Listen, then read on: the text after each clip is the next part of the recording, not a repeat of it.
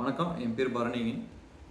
இது முதல் அசஸ்மெண்ட் வந்து எதை பற்றின்னு பார்த்தீங்கன்னா, நேஷ்னல் எஜுகேஷன் பாலிசி 2020 அப்படின்றத பற்றி தான். இது என்ன அப்படின்னா, நம்ம கல்விக் கொள்கையை பற்றி சொல்லக்கூடியது.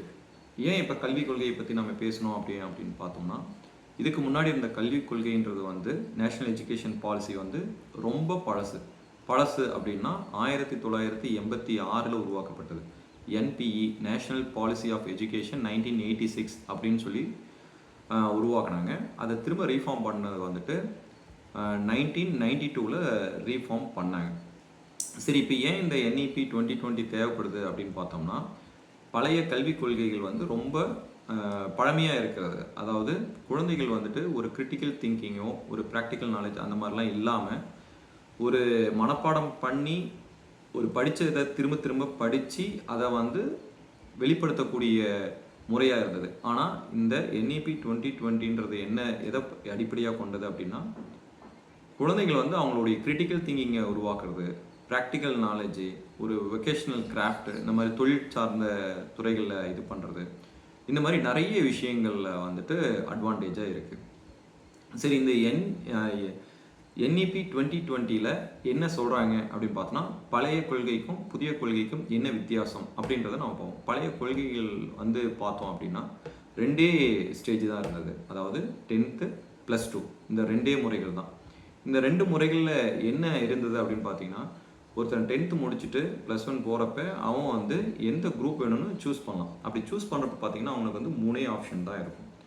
என்ன அப்படின்னு பார்த்தோம் அப்படின்னா, ஒன்று சயின்ஸ் குரூப்பு, காமர்ஸ், ஆர்ட்ஸ், இந்த மாதிரி 3 தான் இருக்கும். இதில் என்ன ஒரு பெரிய டிஸ்அட்வான்டேஜ் அப்படின்னு பார்த்தோம்னா, காமர்ஸ் குரூப் எடுத்தால் வந்து திரும்ப வந்து சயின்ஸ் குரூப்புக்கு வர முடியாது, ஆர்ட்ஸ் குரூப் எடுத்தவங்களும் வர முடியாது, இது மாதிரி மாற முடியாது. ஆனால் புதிய கல்விக் கொள்கை அப்படி இல்லை. யார் எது வேணாலும் படித்து பிடிச்சதில் போகலாம் அப்படின்றத தான் ஊக்குவிக்குது. சரி, இந்த கல்விக் கொள்கையை வந்து எப்படி அமைச்சிருக்காங்க, ஸ்ட்ரக்சர் பண்ணியிருக்காங்க அப்படின்னு பார்த்தோம் அப்படின்னா, 5+3+3+4 அப்படின்ற முறையில் அமைச்சிருக்காங்க. அது என்ன 5+3+3+4? அதாவது foundational stage, preparatory stage, middle stage, higher stage, அதாவது 3 ஸ்டேஜாக பிரிச்சிருக்காங்க. இந்த ஃபவுண்டேஷனல் ஸ்டேஜ்ன்றது பார்த்தீங்க அப்படின்னா, ப்ரீகேஜிலிருந்து 2nd ஸ்டாண்டர்ட் வரைக்கும் முதல் 5 வருடங்கள். அதுக்கப்புறம் பார்த்தீங்கன்னா ப்ரிப்பரேட்டரி ஸ்டேஜ் 3ஆவதுலேருந்து 5ஆவது வரைக்கும், அது 3.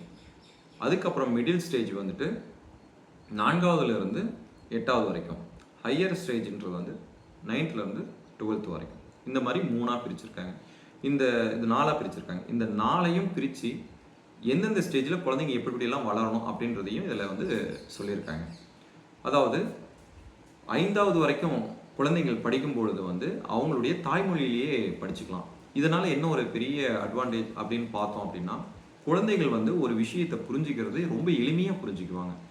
ஏன் அப்படின்னா, அவங்க வீட்டில் பேசக்கூடியதோ இல்லை சமுதாயத்தில் புழங்கும் பொழுது அவங்களுடைய செயல்கள், அவங்க ஆக்டிவிட்டீஸ், இது எல்லாமே வந்து பார்த்திங்கன்னா அவங்க தாய்மொழி வழியாகவே இருக்கும். அப்படி இல்லைன்னா அந்த சூழல் இருக்கக்கூடிய மொழியிலே இருக்கும். இப்போ அவங்க அந்த சூழல் இருக்கக்கூடிய மொழி, தாய்மொழியில் ஒரு விஷயத்தை படிக்கிறாங்க அப்படின்னா அதனை பற்றின அறிவு வந்து உடனடியாக அவங்களால ஏற்றுக்கொள்ள முடியும். புரியாத மொழியில் நம்ம பேசும்பொழுது அவங்களுக்கு புரிஞ்சக்கூடிய சக்தி இருக்காது. அதனால் 5ஆவது வரைக்கும் தாய்மொழியில் படிச்சுக்கலாம் அப்படின்னு சொல்லிட்டு ஒரு ஆப்ஷன் இருக்குது. அதுக்கப்புறம் அவங்க வந்து லாங்குவேஜஸை சூஸ் பண்ணிக்கலாம், எந்த லாங்குவேஜ் வேணும் அப்படின்றத அவங்க சூஸ் பண்ணிக்கலாம். அதே போல் பார்த்தீங்கன்னா 6ஆவது படிக்கும்பொழுது குழந்தைகளுக்கு வந்துட்டு வெக்கேஷனல் கிராஃப்ட் அப்படின்னு சொல்கிற ஒரு ஆப்ஷன் கொடுக்குறாங்க. அதில் 10 days பேக்லெஸ் லேர்னிங் அப்படின்னா, நீங்கள் ஸ்கூலுக்கு எதுவுமே எடுத்து வர தேவையில்லை, ஒரு தொழில் சார்ந்த இடத்துக்கு போய் அங்கே ரியல் டைமாக நீங்கள் கற்றுக்கலாம். உதாரணமாக சொல்லணும் அப்படின்னா, நம்ம கார்டனிங் அப்படின்றத எடுத்துக்கலாம், ஒரு ஃபார்மிங் அப்படின்ற மாதிரி எடுத்துக்கலாம். இப்போ ஒரு குழந்தை வந்து படிக்கும்பொழுது ஃபார்மிங்கை பற்றி படிக்கிறாங்க, எதை எப்படி பண்ணணும், என்ன பண்ணணும்னு. ஆனால் ஒரு ரியல் டைமில் போய் அவங்க செய்யும் பொழுது தான் அதில் இருக்கக்கூடிய டிஃபிகல்ட்டிஸ்லாம் அவங்களுக்கு தெரிய வரும். அதை எப்படி ஓவர் கம் பண்ணுறது அப்படின்றதும் அவங்களுக்கு புரிய வரும். அப்படியே புரியலனாலும் அந்த இடத்துல அவங்க ஒரு பிரச்சனையை ஃபேஸ் பண்ணுறப்ப டீச்சர்கிட்ட கேட்குறப்ப, அவங்க சொல்லிக் கொடுக்குறப்ப அவங்களுக்கு அந்த நாலேஜ் வந்துடும். அடுத்த ஒரு விஷயம் அவங்களுக்கு ஒரு செயல் செய்யும் பொழுது அதே மாதிரி ஒரு தடங்கள் வருது அப்படின்னா அவங்களே யோசிக்க ஆரம்பிப்பாங்க, இது எப்படி சரி செய்யலாம், ஏற்கனவே இப்படி வந்தது, இப்படி பண்ண சரியாச்சு, இது இப்படி முயற்சி பண்ணி பார்க்கலாம் அப்படின்னு சொல்லி முயற்சி பண்ணி பார்ப்பாங்க.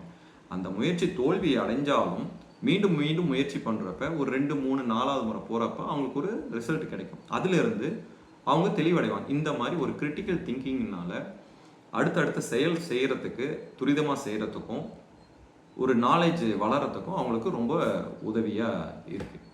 சரி, இதில் வந்துட்டு ஸ்டூடெண்ட்ஸுக்கு எப்படி அட்வான்டேஜ், டீச்சர்ஸுக்கு எப்படி அட்வான்டேஜ் அப்படின்னு பார்த்தோம் அப்படின்னா, ஸ்டூடெண்ட்ஸுக்கு ஏற்கனவே சொன்ன மாதிரி தான், அவங்க மல்டி லாங்குவேஜ் படிக்கிறாங்க, மல்டி சப்ஜெக்ட் சூஸ் பண்ணிக்கலாம்.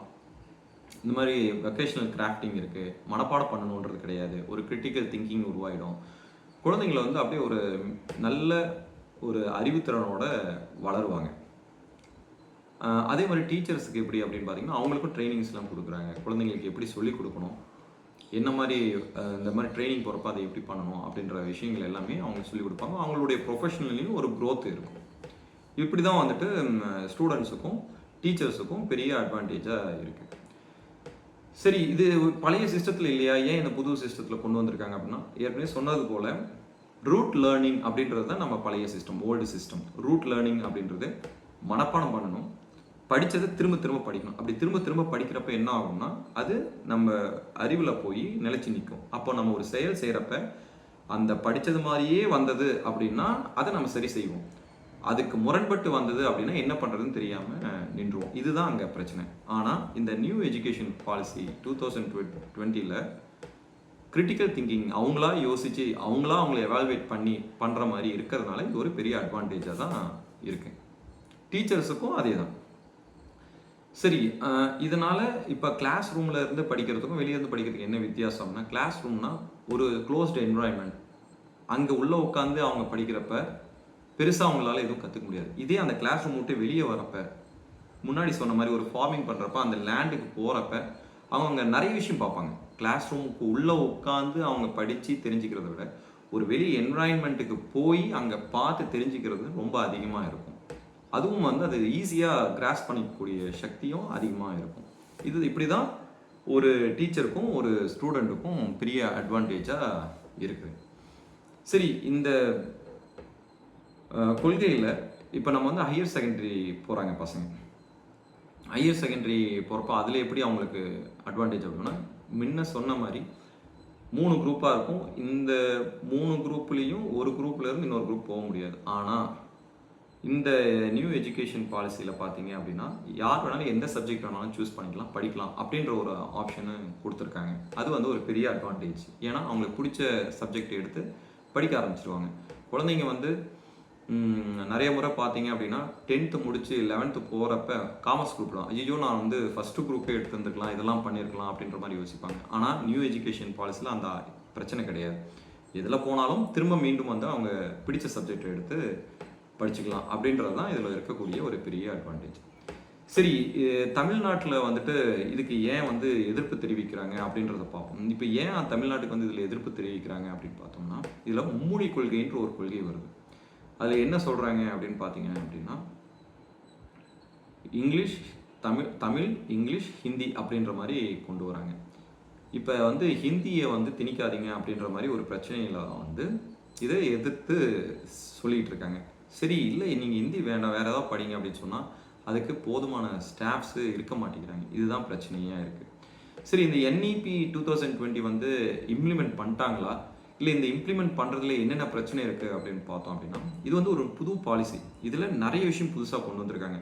அந்த புது விஷயங்கள் எல்லாத்தையும் ஒரு டெக்னாலஜியோ ஒரு அந்த கேரியரையோ அப்படியே கொண்டு வரது அப்படின்றது, உடனடியாக கொண்டு வரதுன்றது சாத்தியமில்லை. ஏன்னா அதில் ஒரு எக்ஸ்பர்ட்ஸ்லாம் இருக்க மாட்டாங்க. கொஞ்சம் கொஞ்சமாக தான் கொண்டு வர முடியும். இந்த மாதிரி பிரச்சனைகள்லாம் நிறைய இருக்குது. அதே போல் இப்போ வந்து தமிழ்நாடு கவர்மெண்ட் வந்துட்டு இந்த மும்மொழி கொள்கை இல்லை, நீங்கள் இதை விட்டால் மற்றதெல்லாம் பண்ணலாமா அப்படின்னு கேட்டாங்க அப்படின்னு சொன்னால் கண்டிப்பாக எடுத்துகிட்டு வருவாங்க. ஏன்னா மற்ற எல்லாமே ஒரு அட்வான்டேஜாக தான் இருக்குது. ஒரு வெக்கேஷனல் கிராஃப்டிங்கு, கிரிட்டிக்கல் திங்கிங்கு, இந்த மாதிரி எல்லா விஷயமும் இருக்கிறதுனால இது குழந்தைங்களுக்கு அட்வான்டேஜாக தான் இருக்கும். ஃபைனலாக இந்த இதில் வந்துட்டு கன்க்ளூஷன் என்ன அப்படின்னா, நம்ம ஓல்டு எஜுகேஷன் பாலிசிக்கும் நியூ எஜுகேஷன் பாலிசிக்கும் ஏகப்பட்ட டிஃப்ரென்ஸ் இருக்குது. இந்த புது எஜுகேஷன் பாலிசினால் நாம் வருத்தப்பட்டு இருந்தோம், குழந்தைங்களுக்கு வந்து ஒரு அறிவுபூர்வமான எஜுகேஷன் இல்லை, கல்வியில் இல்லை அப்படின்ட்டு. ஆனால் இந்த நியூ எஜுகேஷன் பாலிசி அதுக்கு ஏற்ற மாதிரியே எல்லாத்தையும் கொண்டு வந்திருக்காங்க. இது வந்து அட்வான்டேஜ் தான். இன்னமும் நம்ம பழைய எஜுகேஷன் பாலிசி எடுத்துகிட்டு இருந்தோம் அப்படின்னா குழந்தைகள் இப்போ இருக்கக்கூடிய டெக்னாலஜி, இப்போ இருக்கக்கூடிய சூழ்நிலைகளை ஹேண்டில் பண்ணுறது அப்படின்றது ரொம்ப கஷ்டமாக இருக்கும். அதனால் NEP 2020ன்றது ஒரு அட்வான்டேஜ் தான். நன்றி.